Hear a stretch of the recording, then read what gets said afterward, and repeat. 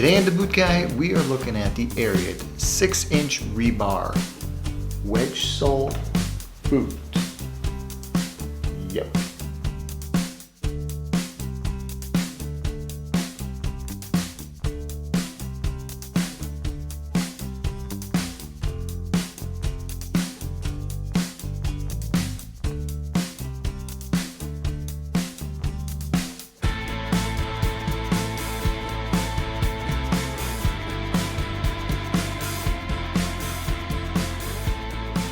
So currently I have a love-hate relationship with this boot, and primarily it is because, one, I don't really like the color of the leather. So I mean, that's an aesthetic thing, right? That's just something that comes about because not liking that.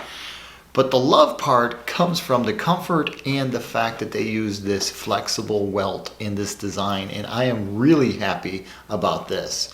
But let's just start with the major part that I always start with. Let's start with the sole.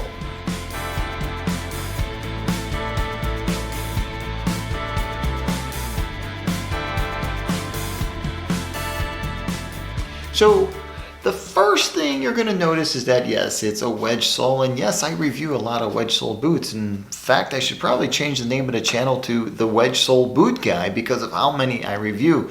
Well, guys, I really love wedge sole boots, and I always have. They've always been very comfortable. They've always been very dependable, and it's just a style of boot that is really versatile in the work world today. So what ARIAT did with this boot is they created a new compound of a sole. Now, it's not probably new in the world of boots, but it's new for what we're used to seeing in wedge sole boots. And it's probably the first time in a long time that I don't like a wedge sole all the way through. And it could be that I've just grown accustomed to certain brands of wedge sole boots that this lighter weight air-filled material is just not doing it for me. It feels too lightweight and it feels too soft for this type of boot. But with that being said, this wedge sole boot is going to be exceptionally comfortable because it's really bouncy and it's really comfortable. I just don't feel like it's going to last long enough because of how they paired it up with the upper. They've used a really good leather on the upper, and we'll get to that.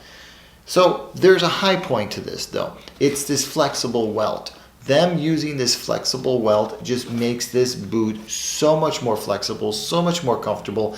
And if you're going to spend 15 hours in a pair of work boots, this is probably what you want on your feet. Now, forget everything I said about my personal opinion. When it comes right down to it, what you're getting is you're getting a super flexible, comfortable sole built into a really great upper. And one last thing about the sole, and this is something I love to see, and I'm glad they did it no matter anything else I said, they stitched down the toe. Really important. I wish more companies that build wedge sole boots would stitch down the front of the toe, because if you guys remember from a few other boot reviews that I've done over the past year, maybe it's 2 years now, if you check my Instagram, you'll see that I've torn away the front of the boot. I've torn this sole away from the welt because it was not stitched down. So really happy to see that. Great job, ARIAT, on that.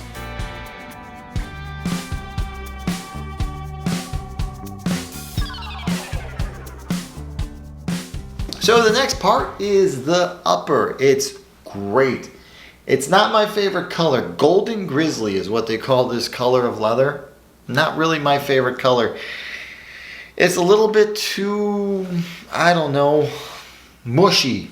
Mushy, is that a color? Can I use that word to describe a color? I'm going to use it. It's a little bit too mushy of a brown for me. It kind of looks like a baby diaper brown. But let's just, don't worry about color. Let's talk about consistency and thickness of the leather. So they have really gone out of their way to build this thing to be comfortable as an all-day boot, and that exists right here.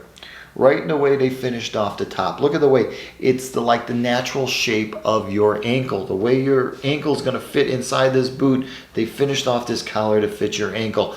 And when you open it up, when you look inside and you really feel the backside of this leather, you're going to know you're getting some quality footwear. Though it might not be up to par with other boots out there that are in this category, it's definitely leading the way for things that are in its price point. I mean, this is not an expensive boot by any means. So all the quality that you see, you'll see in a lot more expensive boots, but they just won't have this price tag. And this thing falls in a really nice low-end price tag.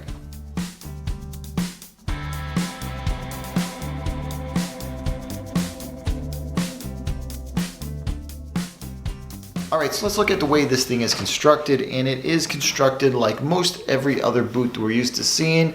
Gusseted tongue, not waterproof, single piece leather with a really nice full vamp. And this vamp is a leather vamp, so that means that you are going to get a ton of wear out of this. That's not a cheap piece of cotton or a cheap piece of paper they got back there. That's an actual piece of leather. It feels like a pig skin that they use, so that just means it's going to be tougher. It's going to last longer. You're not going to wear through it if you've got pointy heels and you wear through the backs of your boots. It's a really nice touch.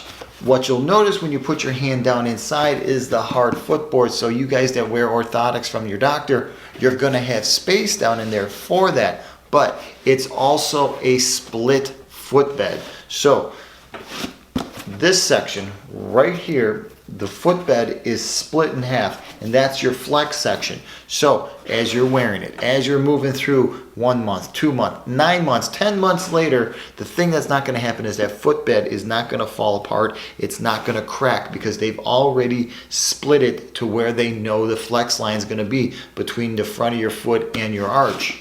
And it's right there, and that was a great design.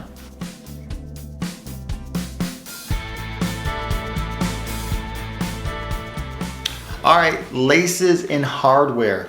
Nothing fancy here. They didn't rock the boat. They didn't try to reinvent the wheel. Basic eyelids all the way up. One speed lace. It's a press speed lace. I don't like press speed laces, but you know what? It does the trick for this boot because you're probably never really going to lace it that high, and if you do, it's going to be because you're climbing or something. So pressed lace is okay. The lace they sent along, basic polyester sports type lace, so nothing to write home about there.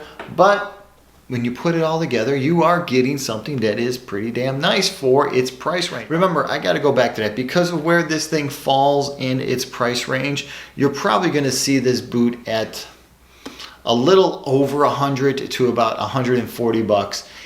And it's worth every penny of it when you think about everything else that's in the market. You're getting great leather. You're getting a sole that's going to be extremely comfortable when comfort is what you're looking for.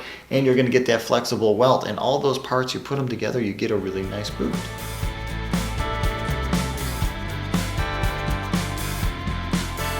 All right, so inside you get a 4LR insole. Now I've covered this insole before when I'm talking about ARIAT boots when it comes inside, and what it is it's a great insole for density, resiliency, and the fact that it actually holds up long enough that when the boot dies, you've still got a good insole because of the way they back it with this beautiful soft polyester. This is a wicky material on the top. It really holds up really, really well. And also, you have a hard footboard with this material. It really sticks to that hard footboard, which then means that you can break that hard footboard in from the natural weight of your body, and these boots will shape and form to your foot. The insole, the hard footboard, and just the shape of the boot is all put there to work together with the way you walk and the way you work so that by the end of the day, you're still comfortable. You're not cursing your boots. You're not saying that blah, blah, blah, blah, blah, blah, whatever that might be.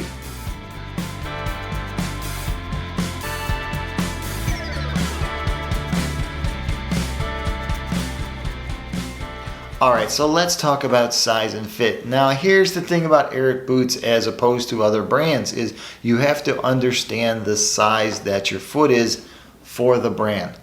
Their Western boots and their work boots are pretty close, but they're not dead nuts.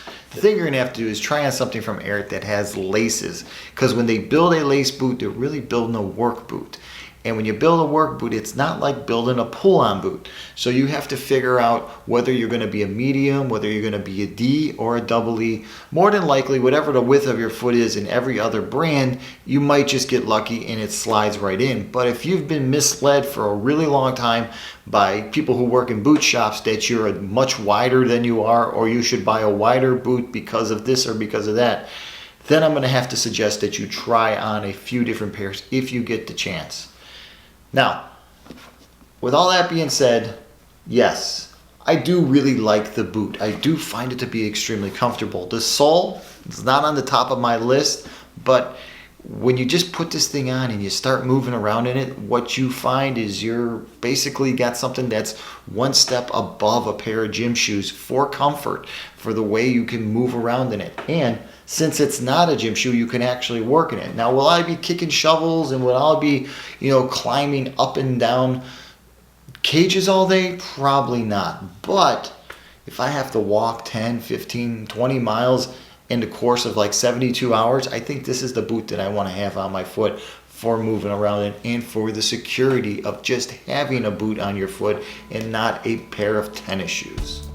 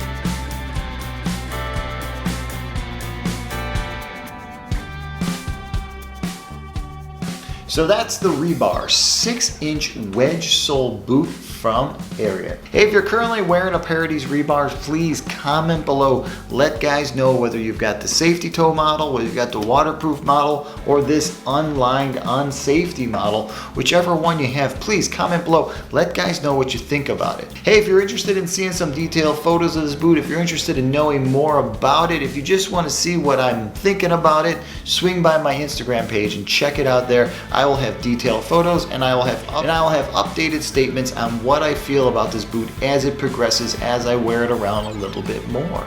Hey guys, if you're enjoying my videos, if you enjoy the whole boot guy reviews world, remember, you can always support the channel by buying me a beer. I know a lot of you out there probably don't like the fact that I'm asking you to buy me a beer, but guess what? This takes a lot of work. I put a lot of time and energy into this. Don't I deserve a beer? Don't I deserve a cup of coffee? If you think not, please comment below. Tell me I'm nuts. But if you do think I do, please think about supporting the channel. Hey, if you're about to pick a pair of these up and you just are on the fence and you just want to know whether to pick up the waterproof model or the unlined model, or maybe you don't know if you really want to have a comp toe boot, shoot over to Instagram and hit me up in the personal message box there. Maybe I can help you pull the trigger or just guide that ship to where it needs to be.